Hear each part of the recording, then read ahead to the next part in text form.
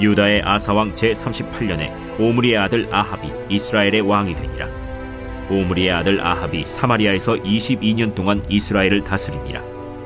오므리의 아들 아합이 그의 이전의 모든 사람보다 여호와 보시기에 악을 더욱 행하여 느밧의 아들 여로보암의 죄를 따라 행하는 것을 오히려 가볍게 여기며 시돈 사람의 왕 엣바알의 딸 이세벨을 아내로 삼고 가서 바알을 섬겨 예배하고 사마리아에 건축한 바알의 신전 안에 바알을 위하여 제단을 쌓으며 또 아세라 상을 만들었으니 그는 그 이전에 이스라엘의 모든 왕보다 심히 이스라엘 하나님 여호와를 노하시게 하였더라.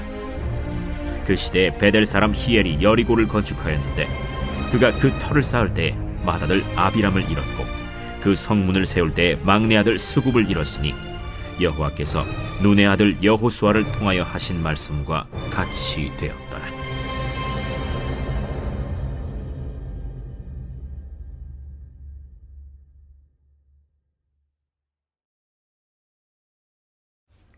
(2024년 5월 14일) 6.19 온전함 기도에 오신 성도님들을 주님의 이름으로 축복합니다. 오늘 본문은 22장까지 이어지는 아합의 이야기의 시작 부분입니다. 오늘 말씀을 통해서 두 가지를 묵상해 보기 원합니다. 첫째는 세상의 기준과 하나님의 기준, 즉 세상을 바라보는 눈의 이야기입니다. 아합 이야기가 16장부터 22장까지 이어지니까 아합은 열왕기서에서 꽤 많은 부분을 차지하고 있습니다. 29절에 의하면 유다의 아사왕 제38년에 아합이 이스라엘의 왕이 되었습니다. 아사왕은 남유다를 41년간 통치하였는데 그 기간 동안 북이스라엘은 나답, 바하사, 엘라, 시므리, 오므리 그리고 아합 왕까지 왕이 6번이나 바뀝니다. 38년 동안 왕이 6번이나 바뀌었으니까 왕의 수명이 기껏해야 6년에서 7년밖에 안 됐습니다. 이걸 봤을 때 이스라엘이 얼마나 정치적으로 혼란을 겪었는지 알 수 있습니다. 이에 비하면 아합은 22년간 왕으로 통치하였습니다.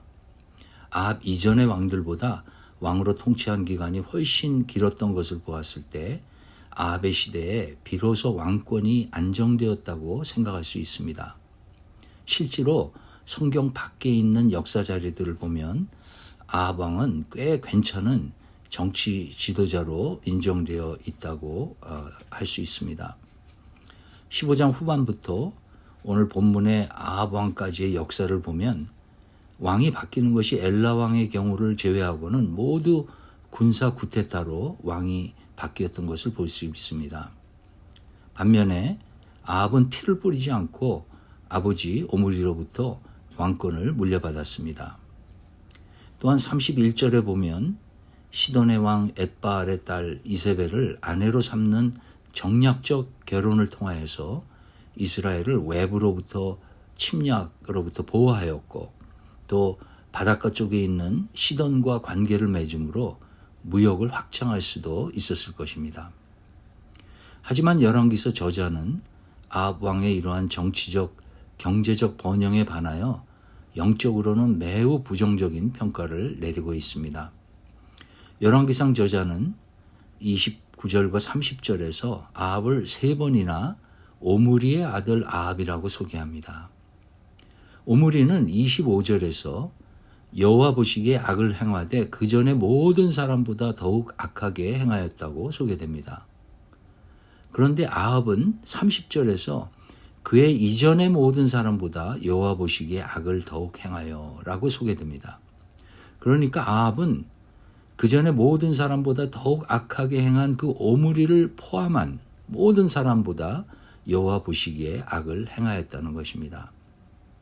그러므로 열왕기서 저자는 오므리의 아들이라는 표현을 거듭 사용함으로써 아합이 오므리의 악을 능가하는 악을 행하였다는 것을 강조하고 있는 것입니다. 실제로 아합은 그 이후에 악의 기준이 됩니다. 악의 대명사가 되죠. 열왕기 하 8장에 보면 그가 이스라엘 왕들의 길을 가서 아합의 집과 같이 하였으니 라고 기록되어 있고 또 아하시아가 아합의 집 길로 행하여 라는 표현을 통하여 아합이 악한 자의 기준이 되고 악의 대명사가 되었던 것을 알 수 있습니다. 아합이 저지른 악 중 가장 큰 것은 시돈 사람의 왕 엣바알의 딸 이세벨을 아내로 맞이한 것입니다. 아합이 이세벨을 아내로 삼은 결과 사마리아에 바알을 위한 신전이 건축되었고 이스라엘 사람들은 바알에게 제사하게 되었습니다. 게다가 아세라도 적극적으로 섬겼습니다. 이세벨을 아내로 맞이함으로 그냥 일반 백성들이 하는 우상 숭배가 아니라 이스라엘의 왕실이 주도해서 이방의 신들을 체계적으로 섬기는 우상 숭배가 시작되었던 것입니다. 아합 왕은 역사가들이 보았을 때는 성공한 왕으로 보일 수 있습니다. 아합은 통치 기간 내에 어떤 구데타 같은 것을 겪지도 않았고 다른 왕들보다 오랜 기간을 통치하였습니다. 시돈 왕의 딸과 결혼함으로 외부의 세력으로부터 이스라엘을 보호하였고 경제적인 풍요도 가져올 수 있었습니다. 이리 보나 저리 보나 성공한 왕이었습니다. 하지만 열왕기서 저자의 관점은 완전히 다릅니다. 아합은 여호와를 섬기는 데 실패했을 뿐 아니라 악을 극대화한 악한 왕인 것입니다. 이 말씀은 우리로 하여금 세상의 기준을 어떻게 생각하고 있는지 다시 한번 고민하게 합니다. 세계를 바라보는 눈을 세계관이라고 합니다. 아합의 세계관은 세상의 지위나 부를 가지고 사람의 성공을 판단합니다. 하지만 성경적 세계관은 한 사람의 지위나 명성이나 부보다 그 사람 속에서 역사하시는 성령님이 맺은 열매, 즉 인격을 보고 그 사람의 인생의 성공을 판단합니다. 아합의 세계관은 배우자나 이웃이 나에게 어떤 이익을 가져다 줄 것인가를 계산하고 행동합니다. 성경적 세계관은 그들을 섬김의 대상자로 생각하고 그들의 부족함을 채워주려고 노력합니다. 아합의 세계관은 자녀가 더 큰 부와 더 높은 지위와 더 큰 힘을 갖도록 도와주는 것에 집중합니다. 성경적 세계관은 그 자녀를 창조하신 하나님의 목적에 자녀가 도달하는 것에 최우선권을 두고 자녀를 양육합니다.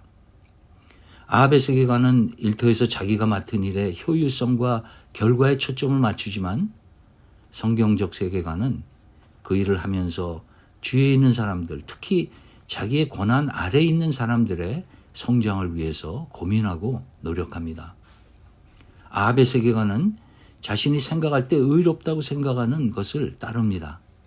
성경적 세계관은 하나님이 의롭다고 하시는 것에 순종하고 따릅니다. 아합의 세계관은 세상이 나를 중심으로 운행하지만 성경적 세계관은 하나님 중심적인 생각과 가치관에 의해서 행동합니다. 저희는 오늘도 많은 생각을 하고 결정을 하며 행동합니다.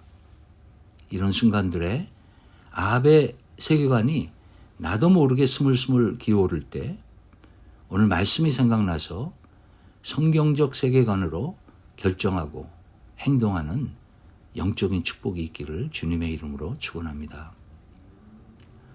열왕기서 저자는 이렇게 아합 왕의 악함을 적나라하게 보여주다가 느닷없이 34절에 여리고를 재건한 히엘의 이야기를 기록합니다.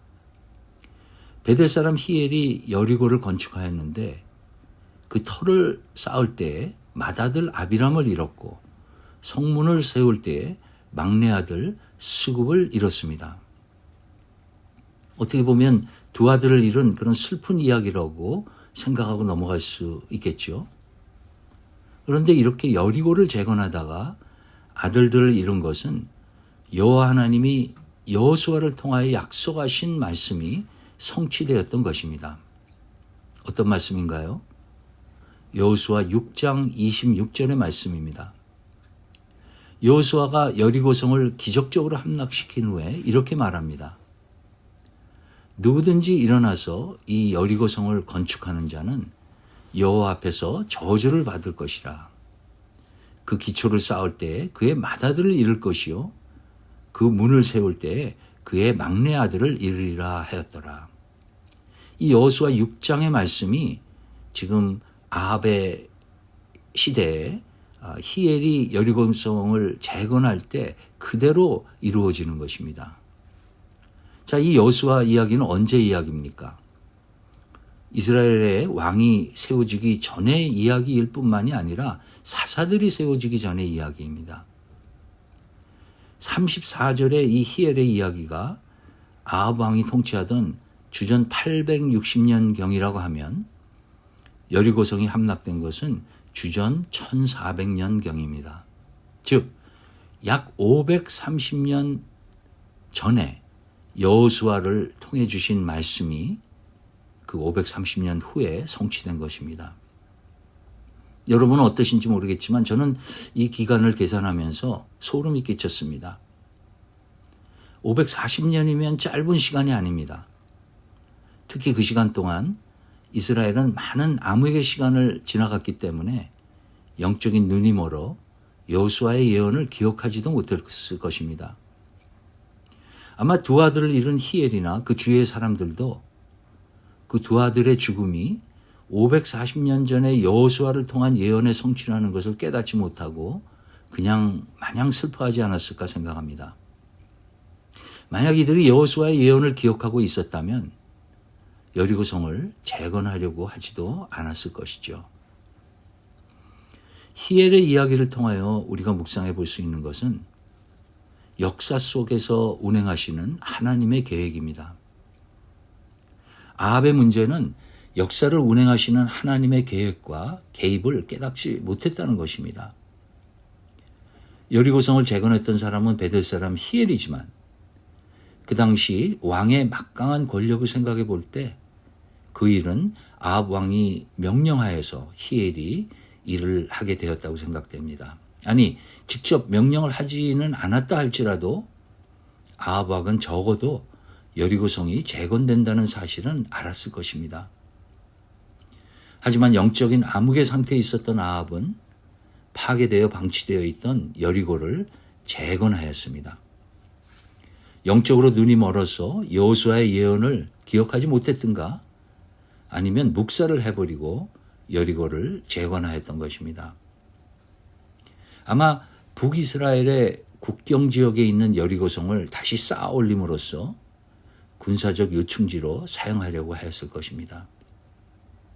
우리 앞에서 보았듯이 이 아합 왕의 결정은 세상의 눈으로 보면 현명한 것처럼 보이지만 하나님의 말씀을 완전히 거역하는 영적인 죄였던 것입니다. 이렇게 아합 왕이 주는 그 세상의 세계관으로 사고하고 행동할 때 하나님께서는 약속하신 말씀을 지키시고 그리고 준비하신 계획을 마치 유유히 흘러가는 강물처럼 진행하고 계시는 것입니다. 이 사실이 저희들에게 얼마나 큰 힘과 소망이 되는지요. 우리의 신앙은 그저 있지도 않은 것에 근거한 아무것도 없는 것을 막무가내로 믿는 것이 아닙니다.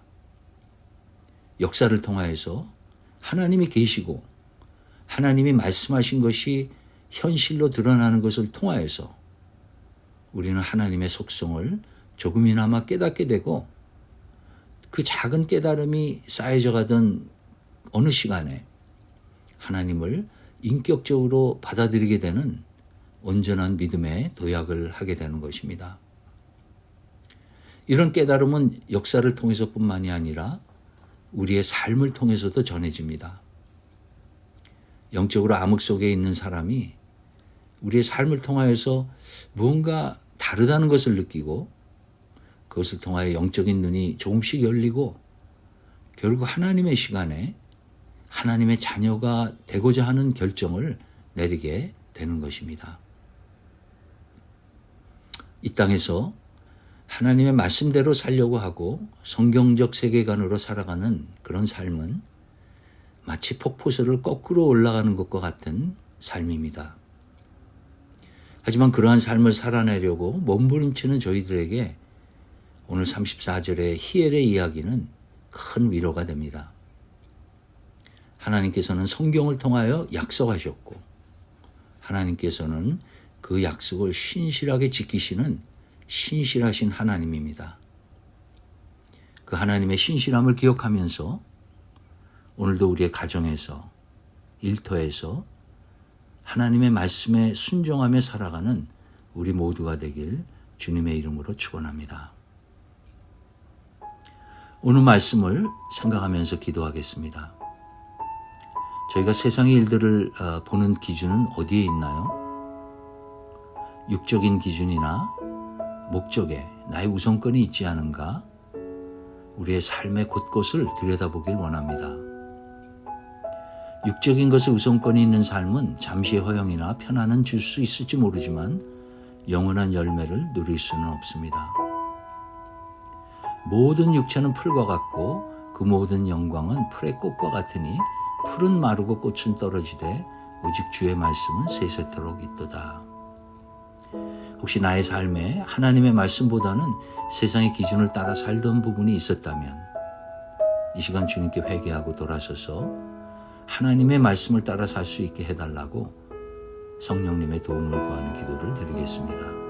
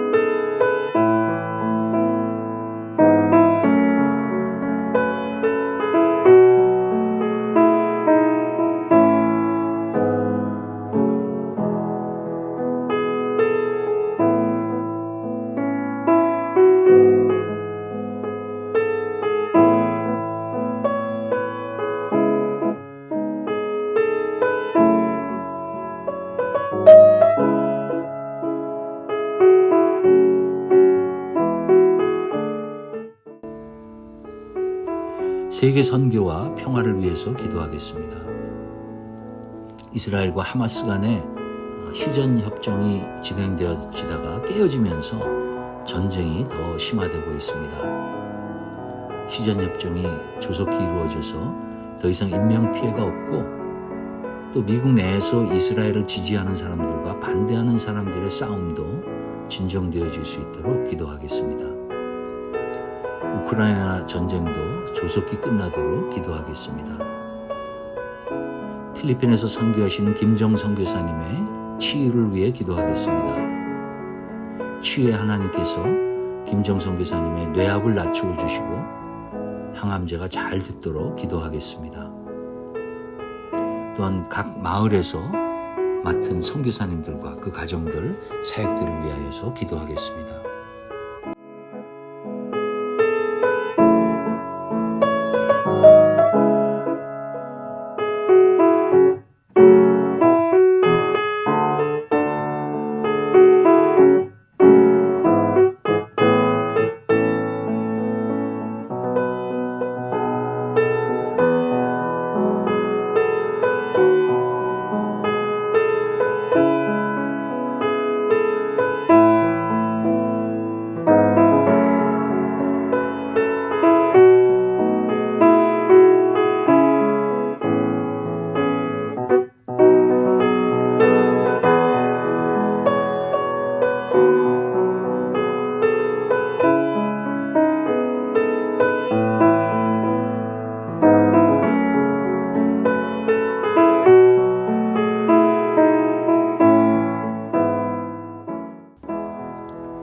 마지막으로 교회 사역들을 위하여 기도합니다.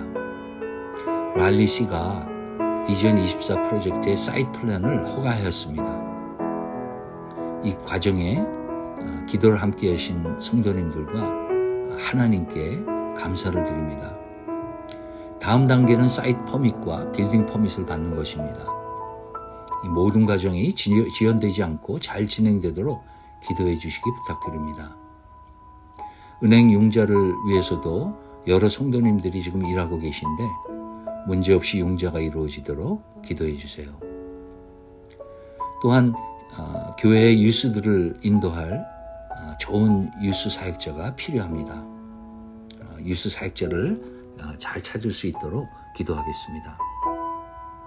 마지막으로 성도님 중에 영적으로 힘들어하고 질병으로 어려움에 계신 분들이 계십니다. 이분들의 회복과 치유를 위해서 간절히 기도하겠습니다.